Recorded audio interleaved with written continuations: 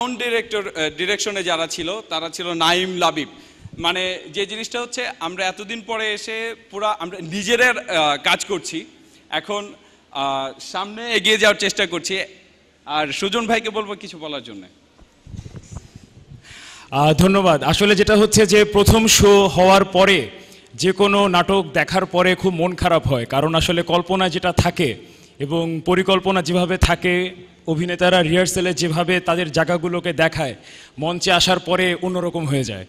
এবং যেখানে নিজেরাই নিজেদের মঞ্চ বানাতে হচ্ছে, লাইট সেট করতে হচ্ছে, স্বাভাবিকভাবে অনেক কিছু হতাশ করার কথা, বাট আমাকে আসলে অনেক বেশি আনন্দ দিচ্ছে।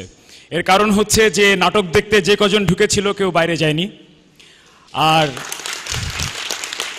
দ্বিতীয়টা হচ্ছে যে আমাদের বেশ কিছু সদস্য এখানে আছে, দেখেন বেশ কিছু কঠিন সমস্যা, তারা গত 2 মাস ধরে কাজ করছে এবং 1 মাস ধরে কাজ করছে এর 80% সদস্য। এবং আপনারা নিশ্চয়ই অবাক হবেন, তারা কোনো দিন মঞ্চে ওঠা দূরের কথা কখনো ওয়ার্কশপও করেনি। এই নাটকটা শুরু করার সময় আমাদের মেম্বার সংখ্যা ছিল 8-9 যারা অভিনয় করে। তো আমরা খুব সংকটে পড়লাম, হঠাৎ করে এই সেমিস্টার চেঞ্জ হতে হতে কমে যায়। তো অভিনেতা অভিনেত্রী নাই কী করা যায়, তো হঠাৎ করে আমরা প্ল্যান করলাম যেভাবেই হোক এটাই করব। তো যখন একদম নতুন, এখানকার দলের বেশিরভাগ সদস্য এখন পর্যন্ত ওয়ার্কশপ করেনি, ইভেন মেম্বারশিপও পায়নি, দে আর টেম্পোরারি মেম্বার্স, দে ডিডস ভেরি গুড।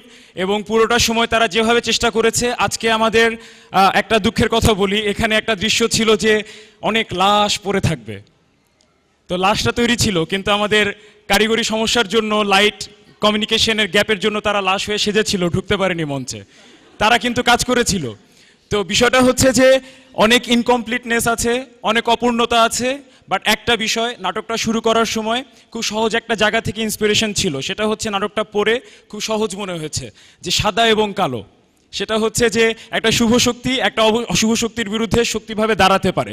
এবং এই শুভ শক্তিটা কোনো দল, কোনো নির্বিশেষে না, প্রত্যেকটা মানুষের ভেতরে আছে। ওই শুভ শক্তিটাকে যতটা শক্তিশালীভাবে আমরা জাগাবো, হয়তোবা স্পেনবাসী 1400 সালে জাগিয়েছিল দেখে তারা আজকে এত উন্নত হয়ে গেছে।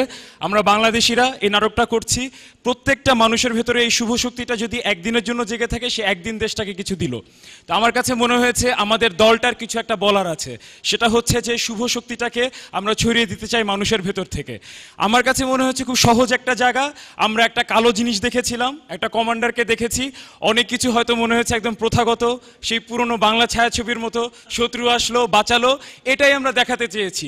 যেখানে কোনো কিছু অশুভ, সেখানে আমাদের লোক আছে শুভভাবে সেখানে বিজয় অর্জন করে আনতে। সবার পারফরমেন্স আমার কাছে ভালো লেগেছে, ধন্যবাদ।